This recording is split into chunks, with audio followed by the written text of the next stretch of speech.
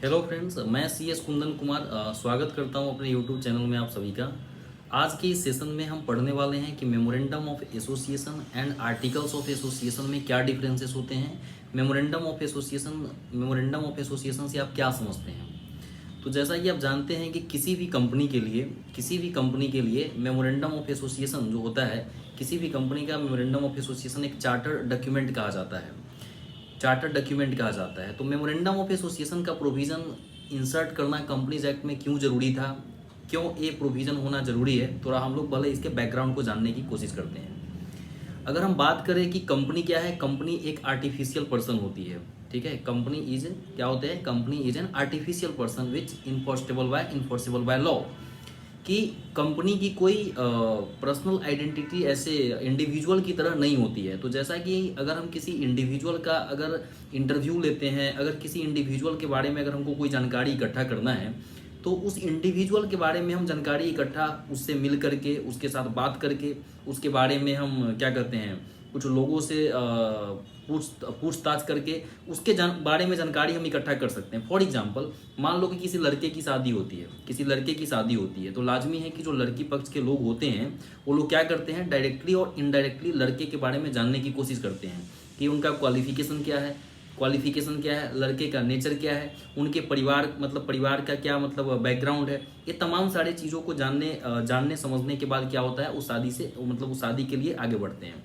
उसी तरीके से लेकिन कंपनी की अगर हम बात करें तो कंपनी एक आर्टिफिशियल पर्सन होती है। तो यानी कि कंपनी के साथ हम बात नहीं कर सकते हैं, क्योंकि कंपनी की कोई इंडिविजुअल के रूप में आइडेंटिटी नहीं होती है। तो मतलब यह है कि हम कंपनी के बारे में अगर जानकारी इकट्ठा करना चाहते हैं तो किसी भी कंपनी के बारे में हमको जानकारी कहाँ से मिलेगी। इन्हीं सब चीज़ों के लिए मेमोरेंडम ऑफ एसोसिएशन का प्रोविजन लाया गया कि memorandum of association is nothing, is just charter document of the company. Okay, charter का मतलब यहाँ पे क्या है, चार्टर का मतलब है यहाँ पे आईना। ओके, जिस तरीके से एक इंडिविजुअल पर्सन अपने पर्सनालिटी को समझने के लिए, अपने आप को देखने के लिए क्या होता है, बन ठन के आईना के सामने जाता है, उसी तरीके से अगर किसी भी कंपनी के बारे में अगर आपको कोई भी जानकारी इकट्ठा करना है, then you can go through the memorandum of association of the company. देन आप समझ जाएंगे कि हाँ, इस कंपनी का बैकग्राउंड क्या है, ठीक है, और इस कंपनी का बेसिक इंफॉर्मेशन क्या है। तो इसीलिए मेमोरेंडम ऑफ एसोसिएशन के प्रोविजन को क्या किया गया, कंपनीज एक्ट में इंसर्ट किया गया है और कंपनीज एक्ट में लाया गया है। तो मेमोरेंडम ऑफ एसोसिएशन एक ऐसा प्रोविजन है कि जब तक किसी कंपनी का मेमोरेंडम ऑफ एसोसिएशन ड्राफ्ट नहीं होगा, नहीं बनेगा, हम क्या कर सकते हैं, कंपनी को इनकॉर्पोरेट कर ही नहीं सकते हैं। यानी कि बिना मेमोरेंडम ऑफ एसोसिएशन की कोई भी कंपनी नहीं बनाई जा सकती है। अच्छा, तो जैसा कि हमने बताया कि मेमोरेंडम ऑफ एसोसिएशन क्या होता है कि किसी भी व्यक्ति को अगर कंपनी के बारे में कोई जानकारी चाहिए, कोई बेसिक इन्फॉर्मेशन अगर जानना है, तो मेमोरेंडम ऑफ एसोसिएशन को पढ़ करके उसके बारे में, कंपनी के बारे में जानकारी इकट्ठा कर सकते हैं। तो जो मेमोरेंडम ऑफ एसोसिएशन होता है उसमें 6 क्लॉजेज होते हैं, ठीक है। और अगर कंपनी 1 पर्सन कंपनी है तो 1 पर्सन कंपनी के केस में 7 क्लॉजेज होते हैं। जो 6 क्लॉजेज होते हैं उसको सीरियली याद रखना आपको जरूरी है। यानी कि ये जो सीक्वेंस है जो मैं बोलने वाला हूं अभी, वो सीक्वेंस ऊपर नीचे नहीं होना चाहिए, आपको ये भी ध्यान रखना है। सबसे जो पहला क्लॉज होता है वो क्या होता है, मेमोरेंडम में नेम क्लॉज होता है, जिसमें कि कंपनी का नाम लिखा होता है। सबसे पहला क्लॉज नेम क्लॉज, जिसमें कंपनी का नाम लिखा होता है। दूसरा जो क्लॉज होता है उसको सिचुएशन या रजिस्टर्ड ऑफिस क्लॉज कहा जाता है। यानी इसमें कंपनी कहाँ पे रजिस्टर्ड है, उसका सिचुएशन क्या है, रजिस्टर्ड ऑफिस कहाँ पे है, वो लिखा जाता है। लेकिन सेकेंड वाले क्लॉज में एक बात समझने वाली ये है कि ध्यान रखिए बात, सिचुएशन जो क्लॉज होता है उसमें कंप्लीट एड्रेस नहीं लिखा हुआ होता है। उसमें केवल ये लिखा रहेगा कि कंपनी किस स्टेट में रजिस्टर्ड है, either registered in the state of Delhi, state of Maharashtra, state of West Bengal, जो भी होगा उसमें क्या लिखा रहेगा, स्टेट का नाम मेंशन रहता है, कंप्लीट एड्रेस उसमें नहीं लिखा हुआ होता है। अच्छा, नेक्स्ट तीसरा जो क्लॉज होता है वो कंपनी का ऑब्जेक्ट क्लॉज होता है। बड़ा ही इंपॉर्टेंट क्लॉज है कि इसमें लिखा जाता है कि कंपनी किस पर्पस के लिए बनाई गई है, कंपनी का ऑब्जेक्ट क्या होता है, कंपनी बनाया क्यों गया है, ठीक है, क्यों बनाया गया है, इसका ऑब्जेक्ट क्या होगा, कंपनी का नेचर ऑफ बिजनेस और नेचर ऑफ बिजनेस एक्टिविटी क्या होगा, ये तमाम सारी चीजें इसमें लिखा रहता है। इसमें 2 भागों में ऑब्जेक्ट क्लॉज को बांटा गया है जनरली। एक मेन ऑब्जेक्ट होता है और एक एंसिलरी होता है। एक मेन ऑब्जेक्ट होता है और दूसरा एंसिलरी ऑब्जेक्ट होता है। सेक्शन जो 4 है इन सब चीज़ों के बारे में बात करता है, मेमोरेंडम ऑफ एसोसिएशन के बारे में बात करता है। तो अभी तक हमने 3 क्लॉजेस डिस्कशन किए हैं।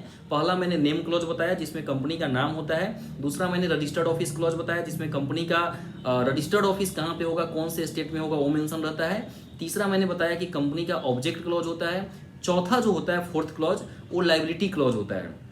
लायबिलिटी क्लॉज होता है यानी कि कंपनी लिमिटेड बाय शेयर है, कंपनी लिमिटेड बाय गारंटी है, अनलिमिटेड कंपनी है, किस तरह की कंपनी है वो चौथे क्लॉज में लिखा होता है। पांचवा जो क्लॉज होता है कंपनी का कैपिटल क्लॉज होता है। पांचवा clause, fifth clause capital clause होता है। इस क्लॉज में क्या होता है, इस क्लॉज में लिखा जाता है कि कंपनी का ऑथोराइज कैपिटल कितना होगा, एक शेयर की वैल्यू कितनी होगी, ठीक है, टोटल ऑथोराइज कैपिटल कितना होगा, मतलब उसको बांटा जाएगा, लाजमी है नंबर ऑफ शेयर से, तो कितने नंबर्स ऑफ शेयर्स में उसको बांटा गया है, ओके, और टोटल ऑथोराइज कैपिटल कितना है, ओके। दूसरा बात है कि ऑथोराइज कैपिटल होगा, फिर होगा कि इशूड कैपिटल कितना है, ठीक है, इशूड कैपिटल कितना है, सब्सक्राइब कितना है, ये तमाम सारी चीजें कैपिटल स्ट्रक्चर में आता है। इशूड कितना है, सब्सक्राइब कितना है, पेड अप कितना है। तो इसमें हम क्या लिखते हैं, जनरली जो मेंशन किया जाता है कैपिटल क्लॉज में वो ऑथोराइज कैपिटल की रिगार्डिंग कि मैक्सिमम जो लिमिट जहां तक कि कंपनी इशू ला सकती है उसको ऑथोराइज कैपिटल कहा जाता है। यानी कि ऑथोराइज कैपिटल से ज़्यादा कभी भी कोई कंपनी इशू नहीं ला सकती है। जब भी उसको ज़्यादा अगर करना होगा तो पहले ऑथोराइज कैपिटल बढ़ाना पड़ता है, ऑल्टर करना पड़ता है, और देन उसके बाद क्या कर सकते हैं हम, ऑथोराइज कैपिटल इंक्रीज कर सकते हैं, ओके।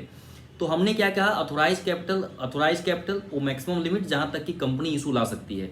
ऑथोराइज कैपिटल होगा, इशूड कैपिटल होगा, सब्सक्राइब्ड, अनसब्सक्राइब्ड, पेड अप कैपिटल, यानी कि कैपिटल के बारे में जो भी इंफॉर्मेशन होगा हमको 5वें क्लॉज, 5th क्लॉज से मिलेगा, that is the capital clause.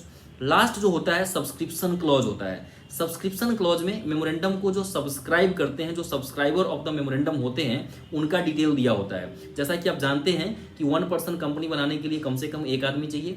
Other than 1 person अगर कोई हम प्राइवेट कंपनी बनाते हैं तो इसके लिए 2 व्यक्ति चाहिए और मैक्सिमम 200 चाहिए। पब्लिक कंपनी बनाने के लिए मिनिमम 7 मेंबर्स चाहिए, मैक्सिमम अनलिमिटेड हो सकता है। तो ध्यान रखिए बात, at the time of incorporation of company, okay, जितने भी सब्सक्राइबर होंगे उनको क्या करना पड़ता है, मेमोरेंडम सब्सक्राइब करना पड़ता है। तो कितने लोग सब्सक्राइब करेंगे, ध्यान रखिए बात, जो मिनिमम सब्सक्रिप्शन की बात कही गई है, यानी कि अगर हम अदर देन ओपीसी बनाते हैं प्राइवेट कंपनी तो मिनिमम 2 सब्सक्राइबर्स होने चाहिए, और अगर हम पब्लिक कंपनी बनाते हैं तो मिनिमम 7 सब्सक्राइबर्स होने चाहिए।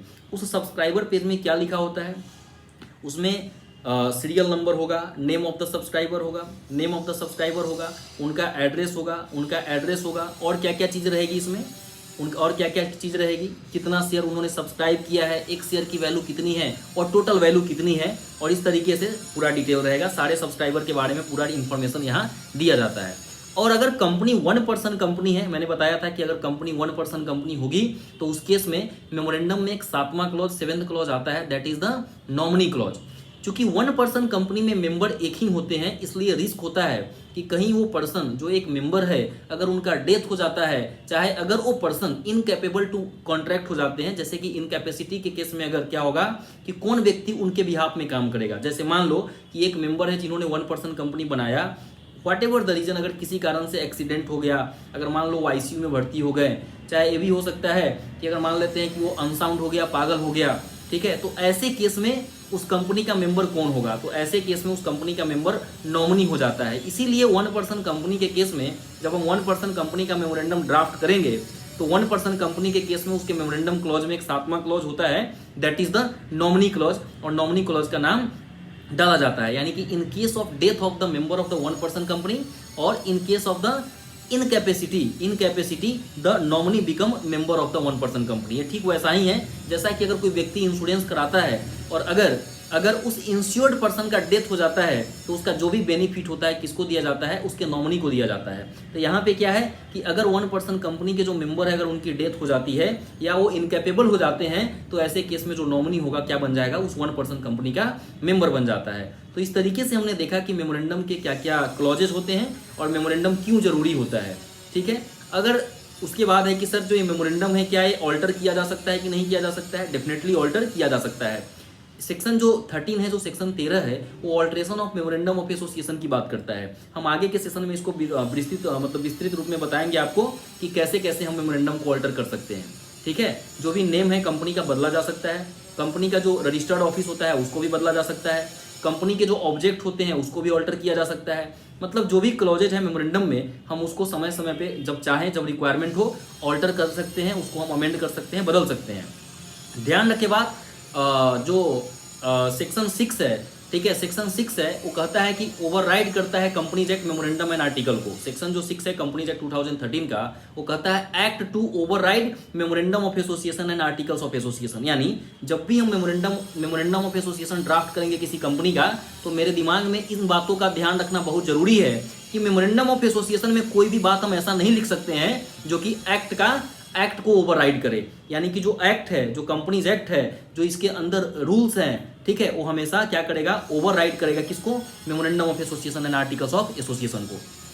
तो हमने देखा कि मेमोरेंडम ऑफ एसोसिएशन इसलिए जरूरी है क्योंकि अगर कोई भी पर्सन किसी कंपनी के साथ डील करना चाहता है, कोई कॉन्ट्रैक्ट करना चाहता है, इसके लिए क्या है कि उसके मेमोरेंडम ऑफ एसोसिएशन को पढ़ा जाना जरूरी है। अगर हम बिना किसी कंपनी के मेमोरेंडम ऑफ एसोसिएशन और आर्टिकल्स ऑफ एसोसिएशन पढ़े हुए अगर किसी कंपनी के साथ डील करते हैं और कल के दिन में ऐसा पाया गया कि उस मेमोरेंडम में ये चीज़ था ही नहीं, तो ध्यान रखे बात, ये मेरी पर्सनल लायबिलिटी हो जाएगी। ये डॉक्ट्रिन ऑफ कंस्ट्रक्टिव नोटिस में बताया गया था, ठीक है। डॉक्ट्रिन ऑफ एक कंस्ट्रक्टिव नोटिस है जिसको हम आगे डिस्कस करेंगे कि जब भी कोई पर्सन, कोई थर्ड पार्टी किसी भी कंपनी के साथ डील करे, तो जो चार्टर्ड डॉक्यूमेंट है वो थर्ड पार्टी की रिस्पॉन्सिबिलिटी बनती है कि उस चार्टर्ड डॉक्यूमेंट को पहले पढ़ ले और देख ले, उसके बाद ही कंपनी के साथ डील करे। अगर वो चार्टर्ड डॉक्यूमेंट को नहीं पढ़ते हैं तो इसके लिए पर्सन खुद ही लायबल माने जाएंगे, कंपनी इसके लिए रिस्पॉन्सिबल नहीं मानी जाएगी। ये डॉक्ट्रिन ऑफ कंस्ट्रक्टिव नोटिस में बताया गया है। एक केस हुआ था कोटला वेंकटा स्वामी वर्सेस रामामूर्ति। कोटला वेंकटा स्वामी वर्सेस रामामूर्ति, उस केस में इसको डिफाइन किया गया था कि जब भी कोई व्यक्ति थर्ड पार्टी किसी कंपनी के साथ डील करे तो उनकी ये रिस्पॉन्सिबिलिटी है कि चार्टर डॉक्यूमेंट को पढ़ के ही डील करे, क्योंकि कंपनी एक आर्टिफिशियल पर्सन है। तो दूसरा बात, एक बात तो ये हो गया। दूसरा बात है कि अगर बीइंग एन इन्वेस्टर, कंपनी मान लो कोई इशू लाती है, मान लो कि अगर कंपनी शेयर इशू करती है, डिवेंचर इशू करती है, कुछ भी इशू करती है, अगर अपना सिक्योरिटीज इशू करती है, तो ऐसे केस में बीइंग एन इन्वेस्टर, क्या मैं आंख बंद करके पैसा लगा दूंगा क्या? Answer is no.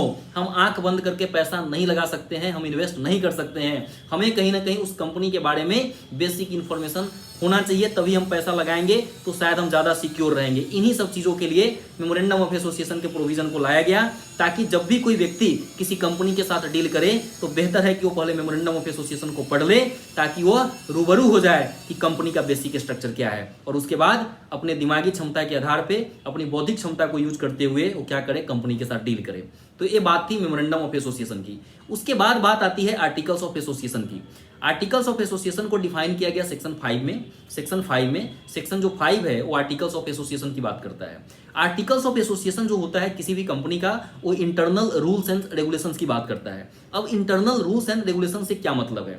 जैसा कि आप जानते हैं कि कंपनी की एक कैरेक्टरिस्टिक्स होती है कि ये सेपरेट मैनेजमेंट होता है। हर कंपनी का सेपरेट मैनेजमेंट होता है। इस सेपरेट मैनेजमेंट का क्या मतलब? अगर हम आईटी इनेबल्ड सर्विसेज की बात करें, कुछ कंपनी का एग्जांपल ले, तो यू नो वेरी वेल कि इन्फोसिस एंड टीसीएस, दो आईटी इनेबल्ड सर्विसेज की अगर मैं बात करूं, कोटेक, महिंद्रा टेक है ना, क्या कहते हैं, महिंद्रा टेक, ये जो कंपनी है, ये सब आईटी इनेबल्ड सर्विसेज प्रोवाइड करती है। तो मैंने जैसा कि बोला कि इन्फोसिस और टीसीएस दो आईटी इनेबल्ड सर्विसेज देने वाली कंपनी है, लेकिन मेरा मतलब है कि लगभग सर्विस दोनों का एक जैसा होता है, लेकिन क्या इस कंपनी का मैनेजमेंट भी एक जैसा होता है क्या? Answer is no.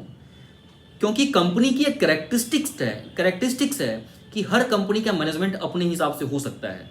उसी तरीके से मैं अगर बात बताऊं, अगर मैं किसी बैंक का एग्जांपल लेता हूं, एचडीएफसी बैंक और यस बैंक, तो एचडीएफसी बैंक का मैनेजमेंट जो है लाजमी है, अलग तरीके से है, ठीक है। सब बैंकिंग प्रणाली से ही चलती है, जो आरबीआई के रूल्स एंड रेगुलेशन है उसके अंतर्गत ही चलती है, लेकिन चलाने के तरीके जो हैं वो लाजमी है, लोगों के अलग अलग है। जैसा कि अगर दो आदमी की अगर हम पर्सनल लाइफ की बात करें, तो दो आदमी के जैसा कि जीने का ढंग अलग अलग होता है, उसी तरीके से हर कंपनी का मैनेजमेंट भी अलग अलग होता है। यही कारण है कि एक ही समय में बना हुआ कंपनी क्या होता है कि कुछ कंपनियां बहुत आगे चली जाती है और बहुत कंपनियां बहुत आगे नहीं जा पाती है, due to the management of the company.